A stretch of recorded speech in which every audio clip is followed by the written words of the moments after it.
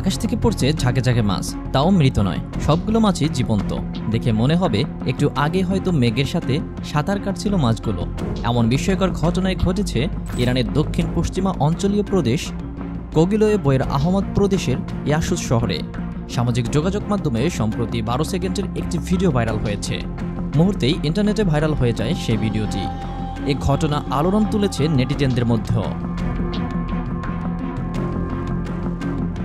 ওই ভিডিওতে দেখা যায় বৃষ্টির মধ্যে ইয়াসুস অঞ্চলের একটি রাস্তা দিয়ে স্বাভাবিক গতিতে যানবাহন যাতায়াত করছে। ঠিক সে সময় বৃষ্টির সাথে আকাশ থেকে ঝাঁকে ঝাঁকে জীবন্ত মাছ পড়তে শুরু করে।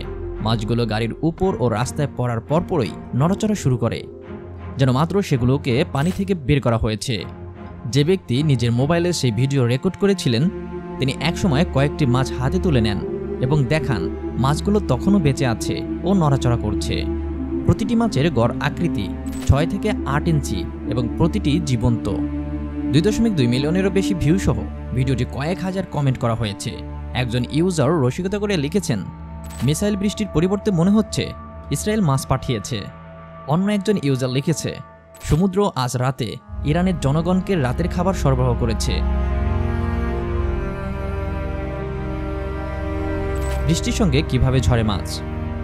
বিশ্বের বিভিন্ন দেশে এর আগেও মাছ বৃষ্টির একাধিক ঘটনা ঘটেছে। সাগর কিংবা বড় জলাশয়ের তীরবর্তী কয়েকটি শহরে এর আগেও ঘটেছে এই ঘটনা। কিন্তু মেঘের জলীয় বাষ্প থেকে তো মাছ জন্ম নেয় না। তাহলে কি কারণে ঘটছে মাছ বৃষ্টি?